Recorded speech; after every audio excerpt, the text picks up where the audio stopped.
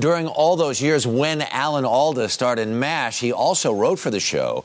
So we shouldn't have been surprised when his first book became a bestseller. Now he's back with Things I Overheard While Talking to Myself. A look back at some of the critical moments of his own life. And Alan Alda is with us this morning. Good morning. Good morning, Harry. My old friend, Gene Siskel, whenever you saw him, he'd say, well, what do you know for sure? Yeah. And that was his first question out of the box. And it was always this, it wasn't how you feeling, what are you doing? This was, he wanted to know what you knew for sure. And I thought to myself as I was reading your book, this is your version of that. Well, in a way, except it's me trying to figure out what I know for sure all through the book. I mean, that's like the puzzle of the book. Is there anything I can know for sure about my personal experience of being here, being alive? Because this is a whole new life for me that I got now. Now we need to explain, because here you are, you've had this amazing career. We had a long conversation a couple of years ago as you were getting ready for the Academy Awards, and things couldn't be going better. You go on vacation in South America. I was doing my science show, and I was interviewing astronomers 8,000 feet up in their observatory, and I got this problem with my intestine. About a yard of my intestine went dead. And pretty soon I would be too. Right.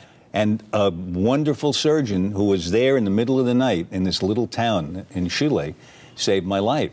Well, I was I was just amazed and continued to be amazed at how much better life tastes now. And I thought I was really enjoying it before. Sure. But and everybody I've talked to has gone through. Because you literally could have, maybe should have died had this guy not been in the right place at the right time. He said, we could find you a plane to take you to Santiago if you wanted. They have bigger hospitals. But our airport is fogged in, and if you wait, you might not make it.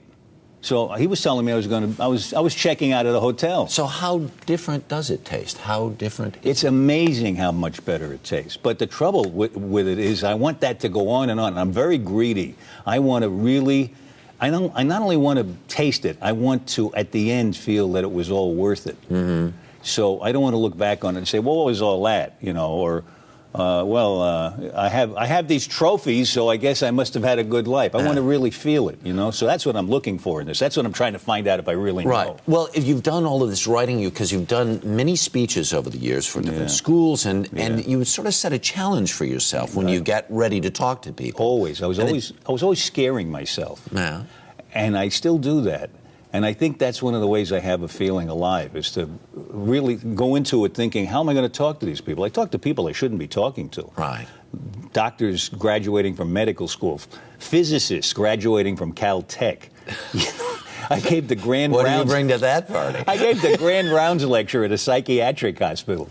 I mean, it's unbelievable. I talked about Thomas Jefferson at Monticello in front of a bunch of historians. And each time I was scared to death. Right. But I found a way to say something truthful from a personal point of view. Okay, truth is the thing that I'm looking for in this book, and Are you finding it? I hope you're finding something. I think I'm finding the truth of you. Yeah. And if you have an axiom or a something, you know what? All I can report on is my experience. I don't want to tell people this is what you should think or this is the way it is. But when you've not been truthful to yourself. Well, I'm always questioning myself. One of my heroes is Richard Feynman, the great physicist, who attacked his own ideas more than he attacked anybody else's, I think, because he didn't want to say something that wasn't a reflection of reality. Because once we make a conclusion about something, our own presumption is, well, we got it now, right? If I thought it must be true. That's the natural thing to think, If I believe it must be true. Yeah.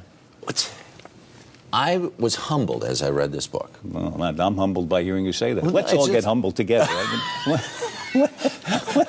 What do you mean? Food segment come on. I want to know. I want to know why you were humbled. This is a great compliment. No, because I saw your struggle in the words in this book, and as you were trying to do the right, you look like a guy to me who's trying to do the right thing.